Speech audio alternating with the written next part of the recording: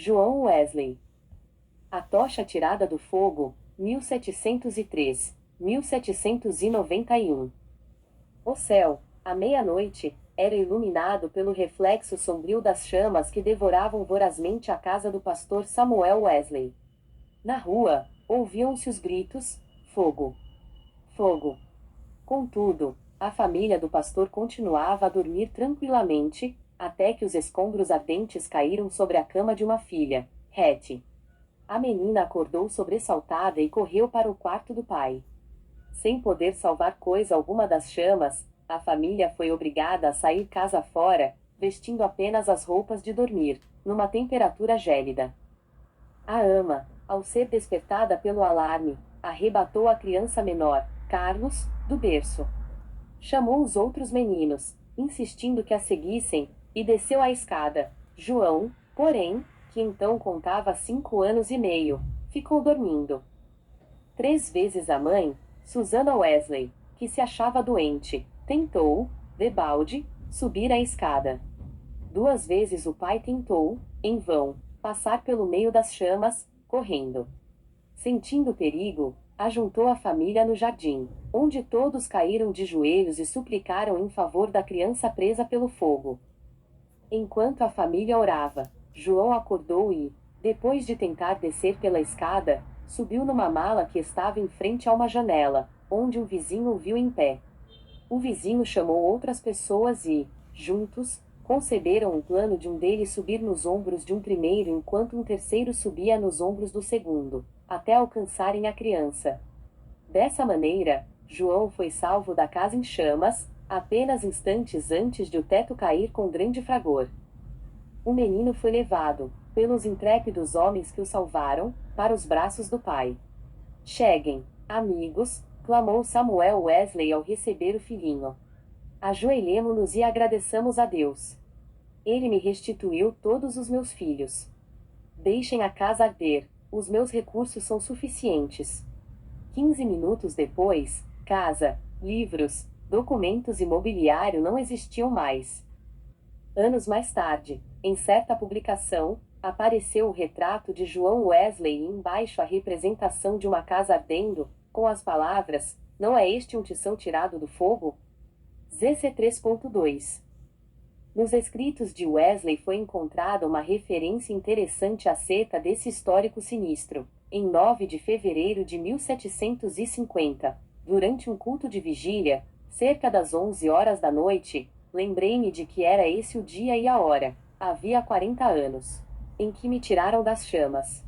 Aproveitei-me do ensejo para relatar a maravilhosa providência. Os louvores e as ações de graça subiram às alturas e grande foi o regozijo perante o Senhor. Tanto o povo, como João Wesley, já sabiam naquele tempo porque o Senhor o poupara do incêndio. O historiador Lecky nomeia o grande avivamento como sendo a influência que salvou a Inglaterra de uma revolução igual à que, na mesma época, deixou a França em ruínas. Dos 4 vultos que se destacaram no grande avivamento, João Wesley era o maior. Jonathan Edwards, que nasceu no mesmo ano de Wesley, faleceu 33 anos antes dele. George Whitefield, nascido 11 anos depois de Wesley, faleceu 20 anos antes dele, e Carlos Wesley continuou o seu itinerário efetivo somente por 18 anos, enquanto João continuou durante meio século. Mas a biografia deste célebre pregador, para ser completa, deve incluir a história de sua mãe, Susana. De fato, é como certo biógrafo escreveu: não se pode traçar a história do grande avivamento do século passado, 1700, na Inglaterra, sem dar uma grande parte da herança merecida à mãe de João e Carlos Wesley. Isso não somente por causa da instrução que inculcou profundamente aos filhos, mas por causa da direção que deu ao avivamento. A mãe de Susana era a filha de um pregador. Esforçada na obra de Deus, casou-se com o eminente ministro Samuel Annesley. Dos 25 filhos desse enlace, Susana era a 24ª. Durante a vida, seguiu o exemplo da sua mãe, passando uma hora de madrugada e outra à noite, orando e meditando sobre as Escrituras. Pelo que escreveu certo dia, vê-se como se dedicava à oração, Que Deus seja louvado por todos os dias em que nos comportamos bem. Mas estou ainda descontente, porque não desfruto muito de Deus. Sei que me conservo demasiadamente longe dele. Anseio ter a alma mais intimamente ligada a ele pela fé e amor. João era o 15º rebento dos 19 filhos de Samuel e Susana Wesley. O que vamos transcrever, escrito pela mãe de João, mostra como ela era fiel em ordenar a seus filhos e a sua casa depois dela, GN 18.19, para formar a mente da criança. A primeira coisa é vencer-lhe a vontade. A obra de instruir o intelecto leva tempo e deve ser gradual, conforme a capacidade da criança.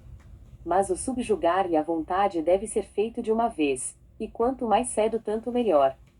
Depois, pode-se governar a criança pela razão e piedade dos pais, até chegar o tempo de a criança poder também exercer o raciocínio. Acerca do casal Wesley e seus filhos, o célebre comentador da Bíblia, Adam Clarke, escreveu: "Nunca li nem ouvi falar de uma família, não conheço e nem existe outra, desde os dias de Abraão e Sara, de José e Maria de Nazaré, a qual a raça humana deve tanto." Susana Wesley acreditava que aquele que poupa a vara, aborrece a seu filho PV 13.24, e não consentia que seus filhos chorassem em voz alta. Assim, apesar de a casa estar repleta de crianças, nunca havia tempos tristonhos nem balbúrdia no lar do pastor. Um filho jamais ganhou coisa alguma chorando na casa de Susana Wesley. Susana marcava o 5º aniversário de cada filho como o dia em que deviam aprender o alfabeto, e todos, a não ser 2, cumpriram a tarefa no tempo marcado. No dia seguinte, a criança que completava 5 anos e aprendia o alfabeto começava o estudo da leitura, iniciando-o com o primeiro versículo da Bíblia. Os meninos no lar de Samuel Wesley aprenderam o valor que há em observar fielmente os cultos. Não há em outras histórias fatos tão profundos e atraentes como os que constam acerca dos filhos de Samuel e Susana Wesley, pois antes de saberem ajoelhar-se ou falar, eram instruídos a dar graças pelo alimento, por meio de acenos apropriados. Logo que aprendiam a falar, repetiam a oração dominical de manhã e à noite, e eram ensinados, também, a acrescentar outros pedidos, conforme cada desejo em particular. Ao chegarem à idade própria, um dia da semana era designado a cada filho para conversar sobre as dúvidas e dificuldades. Na lista aparecem os nomes de João, para a quarta-feira, e o de Carlos, para o sábado. E para os filhos, o dia de cada um tornou-se precioso e memorável. É comovente ler o que João Wesley, 20 anos depois de sair da casa paterna, disse à sua mãe: "Em muitas coisas a senhora tem intercedido por mim e tem prevalecido. Quem sabe se agora também, na intercessão para que eu renuncie inteiramente ao mundo, terá bom êxito? Sem dúvida será tão eficaz para corrigir o meu coração como era, então, para formar o meu caráter." Depois do espetacular livramento de João do incêndio, sua mãe, profundamente convencida de que Deus tinha grandes planos para seu filho, resolveu firmemente criá-lo para servir e ser útil na obra de Cristo. Susana escreveu estas palavras nas suas meditações particulares: "Senhor, esforçar-me-ei mais definitivamente em prol desta criança, a qual salvaste tão misericordiosamente. Procurarei transmitir-lhe fielmente ao coração os princípios da tua religião e virtude. Senhor, dê-me a graça necessária para fazer isso sincera e sabiamente, e abençoa os meus esforços com grande êxito." Ela era tão fiel em cumprir sua resolução, que João foi admitido a participar da ceia do Senhor com a idade de 8 anos. Nunca se omitia o culto doméstico da programação do dia no lar de Samuel Wesley. Fosse qual fosse a ocupação dos membros da família, ou dos criados, todos se reuniam para adorar a Deus. Na ausência do marido, Susana, com o coração aceso pelo fogo dos céus, dirigia os cultos.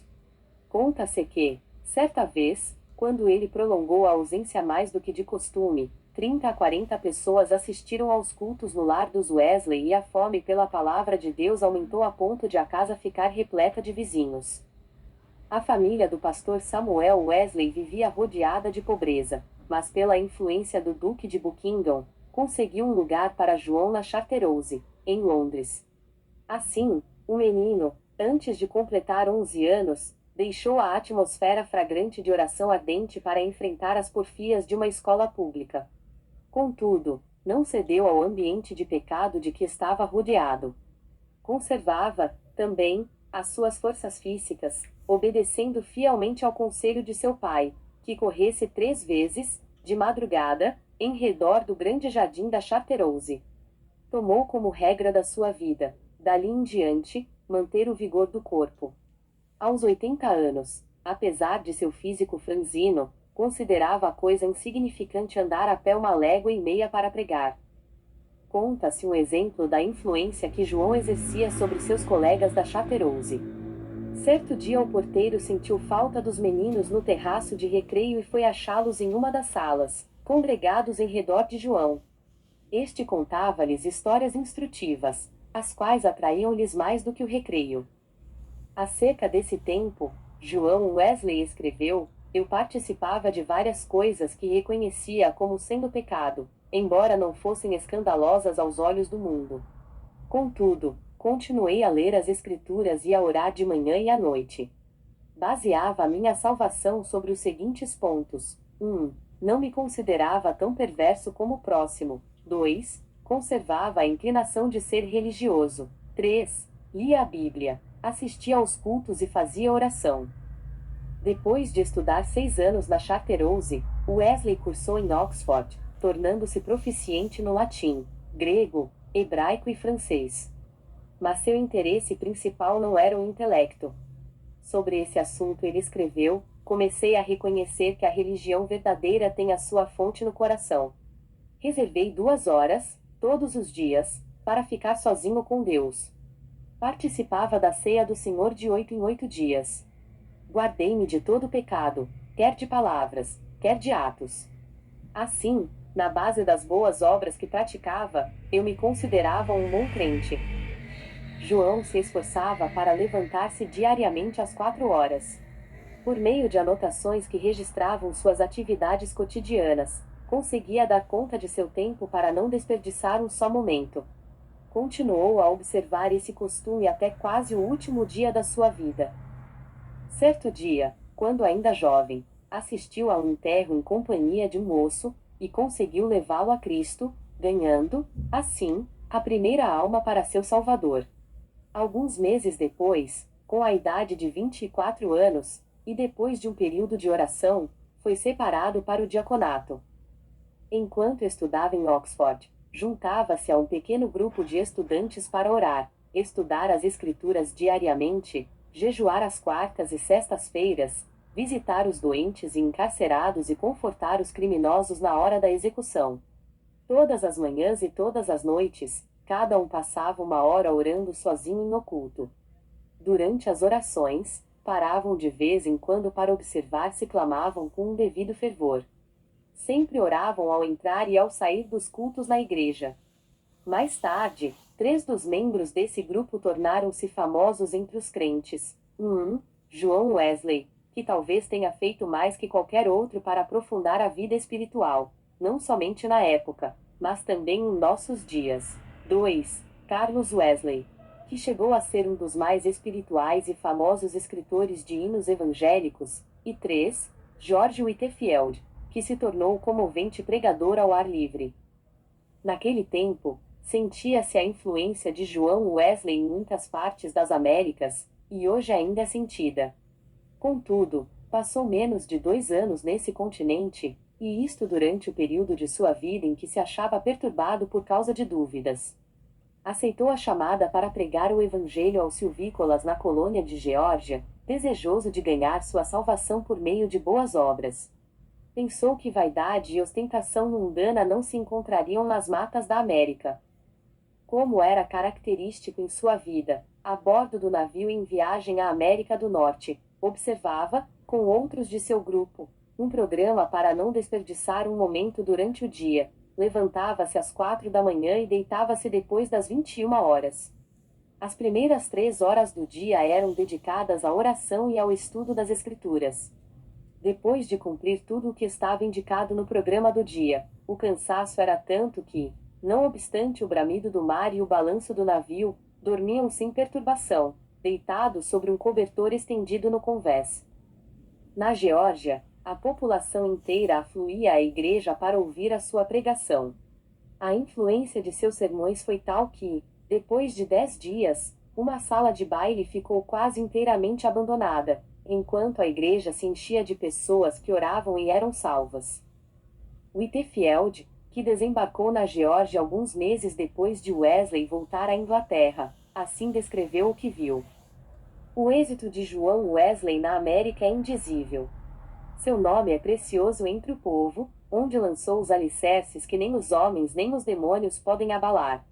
Oh, que eu possa segui-lo como ele seguiu a Cristo. Porém, a Wesley faltava uma coisa muito importante, conforme se vê pelos acontecimentos que o levaram a sair da Geórgia, como ele mesmo escreveu. Faz 2 anos e quase 4 meses que deixei a minha terra natal para pregar Cristo aos índios da Geórgia. Entretanto, o que cheguei eu a saber? Ora, vim a saber o que eu menos esperava, fui à América para converter outros, mas nunca fora realmente convertido a Deus. Depois de voltar à Inglaterra, João Wesley começou a servir a Deus com a fé de um filho e não mais com a fé de um simples servo. Acerca desse assunto, eis o que ele escreveu.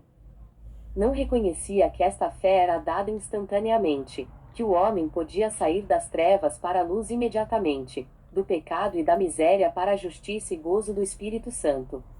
Examinei de novo as Escrituras sobre este ponto, especialmente Atos dos Apóstolos.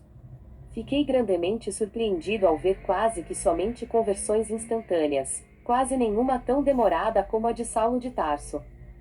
Desde então começou a sentir mais e mais fome e sede de justiça, a justiça de Deus pela fé. Fracassara na sua primeira tentativa de pregar o Evangelho na América porque, apesar de seu zelo e bondade de caráter, o cristianismo que possuía era uma coisa que recebera por instrução. Mas a segunda etapa de seu ministério destacou-se por um êxito fenomenal. E porque o fogo de Deus ardia na sua alma, chegara a ter contato direto com Deus através de uma experiência pessoal. Relatamos aqui, com suas próprias palavras, o episódio no qual o Espírito testificou ao seu espírito que era filho de Deus, e que veio transformar completamente a sua vida. Eram quase 5 horas, hoje, quando abri o Novo Testamento e encontrei estas palavras. Ele nos tem dado grandíssimas e preciosas promessas para que por elas fiqueis participantes da natureza divina. 2 Pi 1.4. Antes de sair, abri mais uma vez o Novo Testamento para ler estas outras palavras. Não estás longe do reino de Deus. MC 12.34. À noite, senti-me impelido a assistir em Aldersgate. Senti o coração abrasado, confiei em Cristo, somente em Cristo, para a salvação. Foi-me dada a certeza de que ele levara os meus pecados e de que me salvara da lei do pecado e da morte. Comecei a orar com todas as minhas forças. E testifiquei a todos os presentes do que sentia no coração. Depois dessa experiência em Aldersgate, Wesley aspirava a bênçãos ainda maiores do Senhor, conforme ele mesmo escreveu. Eu suplicava a Deus que cumprisse todas as suas promessas na minha alma. O Senhor honrou este anelo, em parte, não muito depois, enquanto eu orava com Carlos, Whitefield e cerca de 60 outros crentes em Fetter Lane. São de João Wesley também estas palavras. Cerca das 3 horas da madrugada, enquanto perseverávamos em oração, RM 12.12, o poder de Deus nos sobreveio de tal maneira que bradamos impulsionados de grande gozo e muitos caíram ao chão. A seguir, ao passar um pouco o temor e a surpresa que sentimos na presença da majestade divina, rompemos em uma só voz: louvamos-te, ó Deus, aceitamos-te como Senhor. Essa unção do Espírito Santo dilatou grandemente os horizontes espirituais de Wesley. O seu ministério tornou-se excepcionalmente frutuoso e ele trabalhou ininterruptamente durante 54 anos com o coração abrasado pelo amor divino. Um pastor prega, em média, 100 vezes por ano, mas João Wesley pregou cerca de 780 vezes por ano, durante 54 anos. Esse homenzinho, De apenas 1,66 m de altura e pesando menos de 60 quilos, dirigia-se a grandes multidões e sob as maiores provações. Quando as igrejas lhe fecharam as portas, levantou-se para pregar ao ar livre. Embora enfrentasse a apatia espiritual quase geral dos crentes, a par de uma onda de devassidão e crimes no país inteiro, multidões de 5.000 a 20.000 afluíam para ouvir seus sermões. Tornou-se comum, nesses cultos, os pecadores acharem-se tão angustiados, que gritavam e gemiam. Se materialistas célebres, tais como Voltaire e Thomas Paine, gritaram de convicção ao se encontrarem com Deus no leito de morte, não é de admirar que centenas de pecadores gemessem, gritassem e caíssem ao chão, como mortos, quando o Espírito Santo os levava a sentir a presença de Deus. Multidões de perdidos, assim, tornavam-se novas criaturas em Cristo Jesus nos cultos de João Wesley. Muitas vezes os ouvintes eram levados às alturas de amor, gozo e admiração, recebiam também visões da perfeição divina e das excelências de Cristo, até ficarem algumas horas como mortos. Ver Apocalipse 1:17. Como todos os que invadem o território de Satanás, os irmãos Carlos e João Wesley tinham de sofrer terríveis perseguições. Em Moorfield, os inimigos do Evangelho acabaram com o culto, destruindo a mesa em que João subira para pregar e o insultaram e maltrataram. Em Sheffield, a casa foi demolida sobre a cabeça dos crentes. Em Wednesbury, destruíram as casas, roupas e móveis dos fiéis, deixando-os desabrigados, expostos à neve e ao temporal. Diversas vezes João Wesley foi apedrejado e arrastado como morto, na rua. Certa vez foi espancado na boca, no rosto e na cabeça até ficar coberto de sangue. Mas a perseguição por parte da igreja decadente era a sua maior cruz. Foram denunciados como falsos profetas, paroleiros, impostores arrogantes, homens destros na astúcia espiritual, fanáticos, etc. Ao voltar para visitar Ipswich, onde nascera e se criara, João assistiu, no domingo, aos cultos da manhã e da tarde na igreja onde seu pai fora fiel pastor durante muitos anos, mas não lhe foi concedida a oportunidade de falar ao povo. Às 18 horas, em pé sobre o monumento que marcava o lugar em que enterraram seu pai, ao lado da igreja, Wesley pregou ao maior auditório jamais visto em Ipswich, e Deus salvou muitas almas. Qual a causa de tão grande oposição? Entre os crentes da igreja dormente, alegava-se que eram as suas pregações sobre a justificação pela fé e a santificação. Os descrentes não gostavam dele porque levou o povo a se levantar para cantar hinos às 5 da madrugada.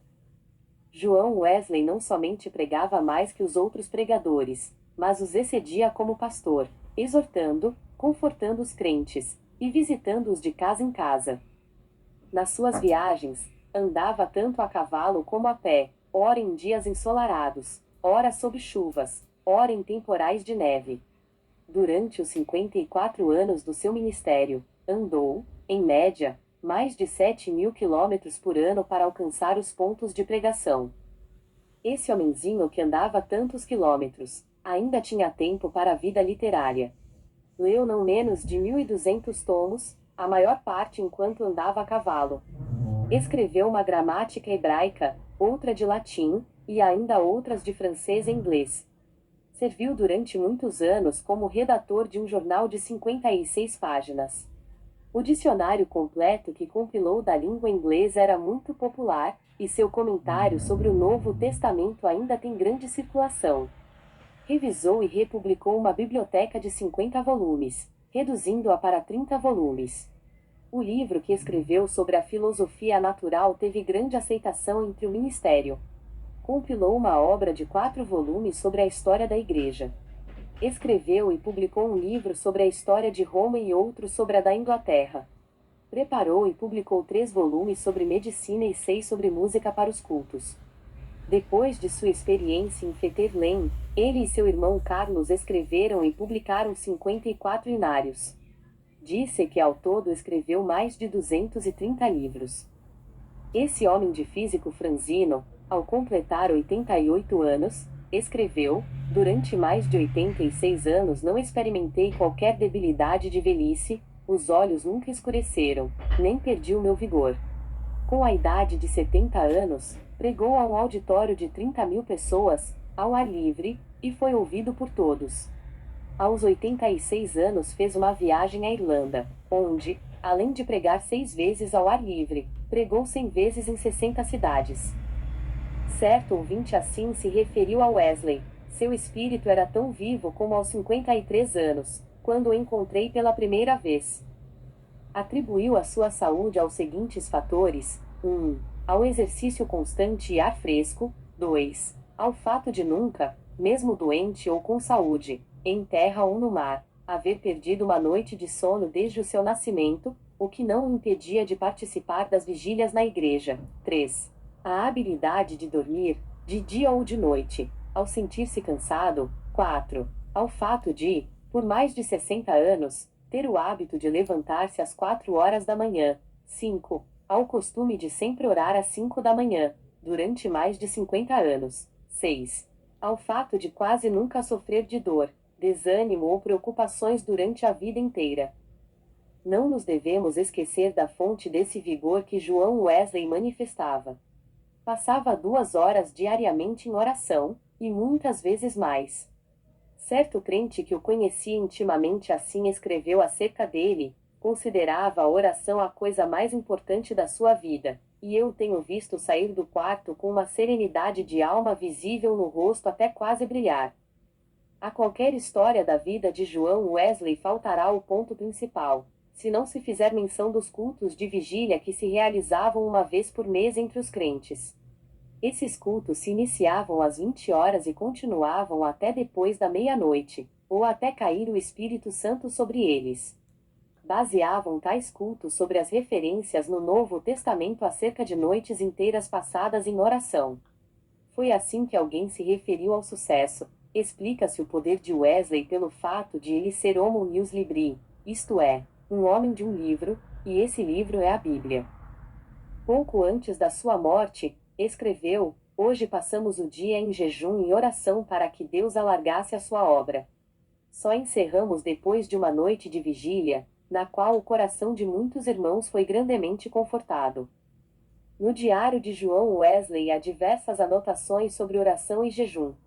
Entre outras coisas, ele escreveu o seguinte: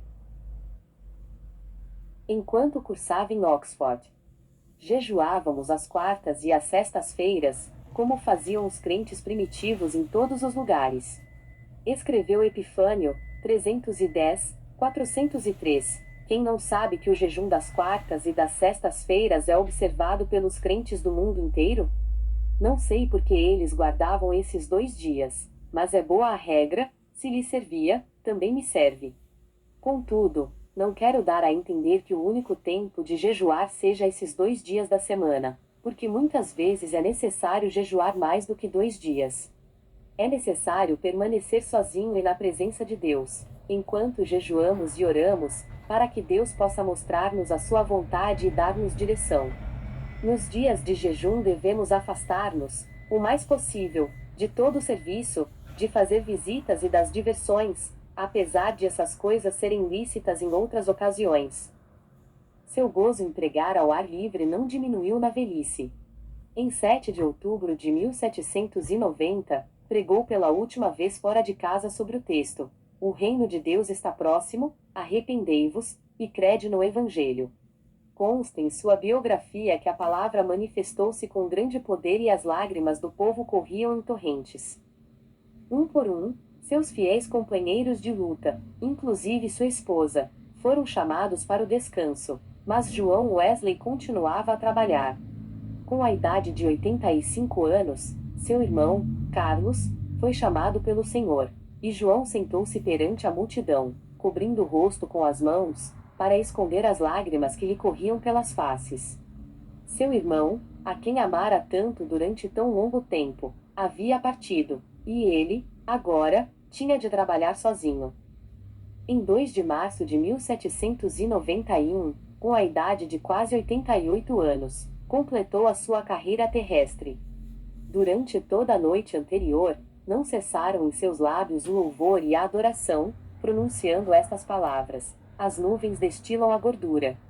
Sua alma saltou de alegria com a antecipação das glórias do lar eterno e exclamou: o melhor de tudo é que Deus está conosco. Então, levantando a mão, como se fosse o sinal da vitória, novamente repetiu: o melhor de tudo é que Deus está conosco.